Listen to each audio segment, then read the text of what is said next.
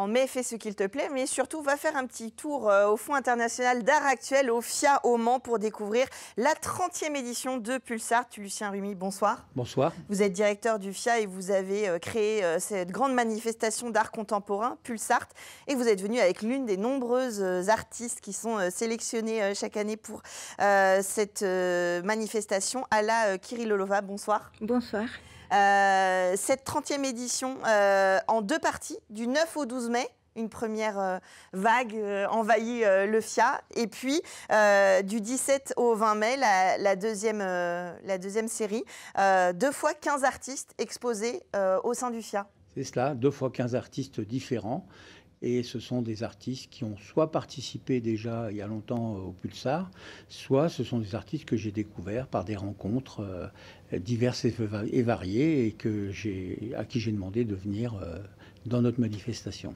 Alors, il faut savoir que le Pulsart existe depuis de nombreuses années, qu'il y a plus de 1000 artistes qui ont été sélectionnés, mais ça veut dire quoi? Ça veut dire des dizaines de milliers de dossiers Des dizaines, non, une dizaine, ça suffit bien. Une dizaine de milliers, ouais, c'est déjà pas mal. C'est déjà pas mal. Non, parce qu'au départ, quand nous avons lancé la manifestation, c'était une bande de copains. Puis après, ça a évolué, parce qu'on a eu beaucoup de demandes. Donc on avait mis en place un jury qui changeait tous les ans et qui sélectionnait parmi 500 dossiers, 50 artistes. Voilà. Donc maintenant, nous sommes au FIA, là, depuis l'année dernière, et nous avons moins de place. Donc, à l'intérieur du FIA, nous avons utilisé plusieurs méthodes. L'année dernière, on a testé une méthode. Cette année, on en teste une autre. Ah oui, donc il y aura un autre système d'accrochage cette année. On en teste une autre pour permettre justement de voir comment finalement chaque artiste peut avoir une place suffisante, un espace suffisant, une respiration suffisante et qui permettent des rencontres, que les gens puissent se stationner, puissent circuler, etc. Donc à chaque fois, on va essayer de trouver la bonne méthode par rapport au lieu. Oui, alors ça veut dire que dans ce centre d'exposition, le FIA, là on est dédié à cette manifestation. Il y a des stands, enfin des moments, des endroits d'exposition pour chaque artiste. Et puis quand on se balade, en fait, on rencontre les artistes aussi. Non seulement on découvre les œuvres, mais on rencontre les artistes. Chair et en os. Normalement, ils seront là.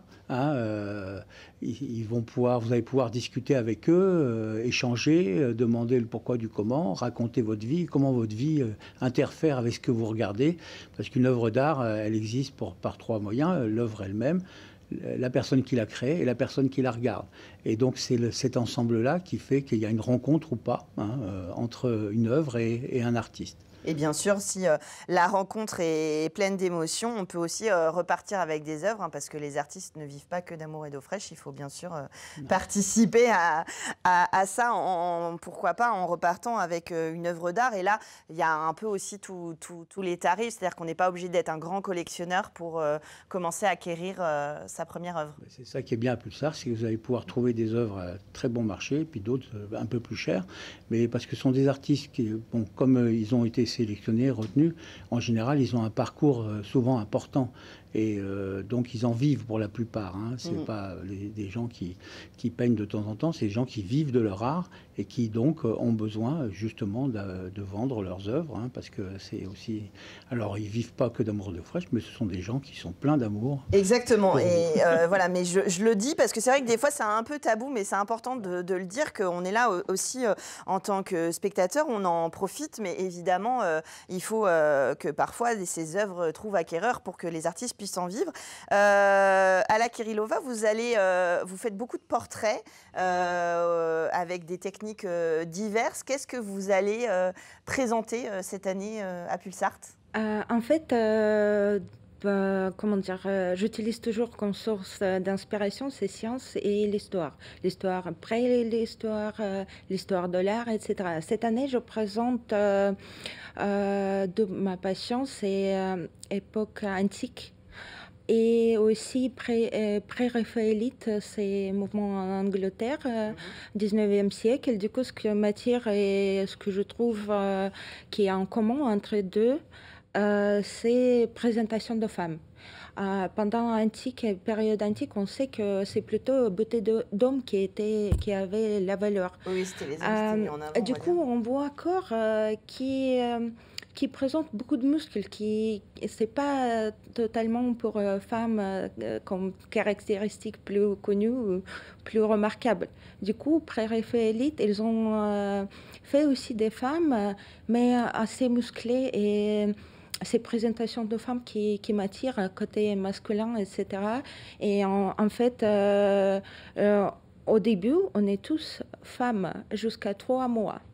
Et du coup, cet fait biologique m'attire aussi parce que comme ça, la dualité qui existe dans notre monde, elle peut être vraiment mélangée, mixée. Et en fait, des portraits, masques, ça m'attire parce que je trouve que personne ne présente pas que seul visage qu'on voit. C'est visage pour famille, visage pour des amis. C'est pas hypocrite, non. C'est juste qu'on a plusieurs côtés de présentation. Et moi, je parle, comme c'est un peu banal, je parle de liberté de présenter soi-même comme on voulait. Parce que cette année, j'ai pris aussi direction de recherche par rapport à femmes qui sont vécues cancer de sein. Et il était obligé de couper ses seins.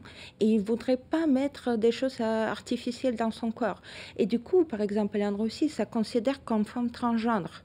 Et il y avait un même jugement de société qui a dit que femme comme ça ne peut pas garder ses 4 enfants juste parce qu'elle refusait de mettre quelque chose d'artificiel. Du coup, ça me touche niveau pas que présentation, comment dire, comme image. Oui, c'est pas que superficiel, ça apporte évidemment le message. Vous parlez du visage, en fait, de l'image que l'on peut donner et de ce qu'on peut présenter et des fois de ce qu'on nous impose là dans ce que vous expliquez.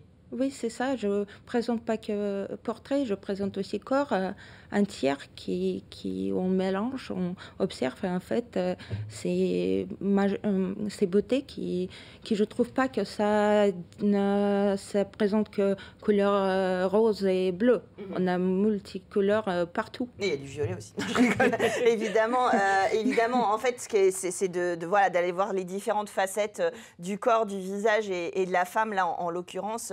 En fonction de ce qui est représenté. Vous travaillez, quand vous parliez de vos inspirations de l'Antiquité, période pré-raphaélite, vous travaillez à partir d'œuvres d'art ou c'est juste des inspirations de départ ? C'est plutôt inspiration. Aussi, parfois, je calcule mes compositions. Du coup, j'aime beaucoup ce côté qu'en fait, il y a composition pure qu'on a vu pendant le début du 19e siècle, Malevich qui a fait des suprématismes, etc. C'est composition pure. C'est très mathématique, c'est très logique et c'est très beau. C'est comme chiffre dans la musique, c'est chiffre dans l'art. Et ce côté, j'intègre aussi de temps en temps, exactement pour cette fois, j'utilise des calculs pour peinture que j'ai fait. Donc un savant mélange pour arriver à la découverte de vos créations. C'est ce genre d'histoire qu'on a envie évidemment de découvrir et qu'on n'a pas forcément au premier regard sur l'œuvre. Et c'est pas forcément d'ailleurs obligatoire, mais c'est intéressant des événements comme Pulsar qui permettent d'avoir aussi l'interprétation de l'artiste qui n'est pas forcément celle du spectateur. Souvent une œuvre d'art, elle est présentée et l'artiste n'est pas là. Donc il y a aussi la rencontre, l'émotion directe finalement avec l'œuvre. Alors évidemment, la présence de l'artiste permet un échange, permet de pouvoir, comment dire, se reconnaître ou pas dans ce qu'il fait, dans ce qu'il raconte, parce que chacun a une vie différente, un physique différent. Et c'est lui qui vient à nous, là, en plus. On n'est pas dans son atelier, c'est un peu différent. Il nous présente, il nous raconte aussi ce qu'il a envie de nous dire sur l'œuvre. Il vous montre ce qu'il a envie aussi. C'est ça, c'est ça. Il amène les œuvres qu'il a. Et donc, c'est une sélection qu'il fait en disant, moi, mon travail, il est représentatif par ce travail-là, par cet aspect-là. Et donc, voilà, donc la rencontre qui est intéressant avec Pulsar, c'est cette rencontre immédiate, cet échange simple avec les artistes et le public. Et c'est pour ça qu'effectivement, il faut absolument que les gens viennent et pouvoir discuter dans un moment rare finalement. Parce que souvent, quand on va dans le musée, soit l'artiste il n'est plus là, soit il n'y a plus que l'œuvre. Donc si l'œuvre ne parle pas, c'est que quelque part, ça ne marche pas. Donc nous, même des fois, quand on fait des expositions, l'artiste n'est pas là et donc il n'y a plus que l'œuvre. Il n'y a plus que le tableau, la sculpture, la photo. D'où l'intérêt aussi de la médiation et de toutes les actions qu'on peut proposer autour d'une exposition. C'est effectivement c'est ce qui permet. Pulsar permet justement de dépasser ça et d'aller directement dans la rencontre avec les artistes. Et c'est ça qui est, depuis 30 ans, bon, parce que ce qui est toujours étonnant, c'est ce que peuvent vous raconter les artistes, hein, parce que ça, souvent, on se dit, bah, tiens, il a fait ça, mais d'où ça sort? Enfin, bon, je veux dire, des fois, moi, c'est ce qui m'amuse, c'est ce qui m'étonne depuis 30 ans. C'est cette capacité à... chaque artiste est un individu, c'est quelqu'un de différent, et donc il va nous présenter des choses. Et comment ça se fait qu'il va faire ça? Parce que qu'est-ce que ça signifie? Qu'est-ce qu'il veut dire? Et voilà. Et puis, voilà. Et eux aussi d'être inspirés des fois parce que nous on voit, c'est-à-dire que souvent il y a de l'échange sur l'interprétation des œuvres. Hein. Est-ce qu'on voit 9 et 12 mai. 17 au 20 mai, j'insiste bien, c'est 2 sessions avec des artistes différents. Et on ne l'a pas dit, mais il y a tous les modes d'expression. Il y a de la peinture, il y a du dessin. De la peinture, de la sculpture, du dessin, de la photographie, et de la photographie avec de la peinture. Enfin bon, il y a beaucoup de choses. Il y aura même aussi un atelier de gravure qui est fait par un artiste qui travaille à la Manufacture de Sèvres. Et donc il y aura des initiations à la gravure. Et puis ceux qui seront plus intéressés pourront venir faire des stages après avec cet artiste-là. Voilà, parce que le FIA essaye de multiplier les actions qui permettent au maximum de gens d'y venir. L'idée, c'est que ce soit un rendez-vous, hein, qu'on vienne au FIA pour justement découvrir des artistes, les redécouvrir et les rencontrer pendant Pulsart. Donc pendant tout le mois de mai, c'est gratuit. On peut venir évidemment en famille, avec des amis. C'est ouvert. C'est aussi une manière de découvrir plein d'œuvres différentes et plein de styles différents. L'entrée est libre, hein, donc tout le monde peut venir au FIA. C'est dans la 2e cour de la visitation. Oui, c'est ça. Alors, vous rentrez dans la visitation, puis après, vous passez un petit porche et vous pouvez, une fois que vous êtes devant la façade, vous ne pouvez pas vous tromper. Vous êtes au FIA, au Fonds international d'art actuel, et à Pulsart, donc pour sa 30e édition, du 9 au 12 mai. Et après, on y retourne du 17 au 20 mai pour découvrir les artistes, dont Alla Kirillova. Vous serez dans la deuxième session. Donc, du 17 au 20 mai. On vous retrouve avec plaisir. Merci à tous les deux d'être venus nous présenter cette édition de Pulsart. Et puis, on espère que le public sera encore plus nombreux que l'année dernière pour on en est sûr. plein de découvertes avec ou sans beau temps, puisque au FIA, vous êtes à l'abri. Merci à tous les deux de nous avoir présenté Pulsart. Et puis, nous, on continue avec une autre exposition, cette fois au Palais des Congrès et de la Culture.